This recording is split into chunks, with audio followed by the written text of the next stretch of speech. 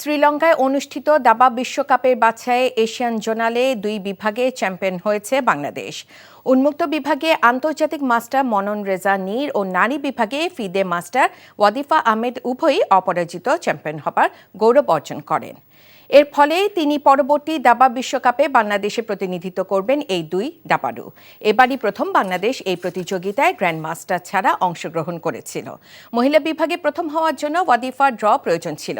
স্বদেশী আন্তর্জাতিক মহিলা মাস্টার রানী হামিদের সঙ্গে ড্র করে চ্যাম্পিয়ন হয়েছেন তিনি।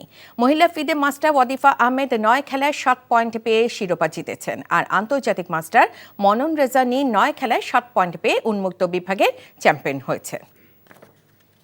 এই ঈদে জামা জুতো অ্যাক্সেসরিজের ডিসকাউন্ট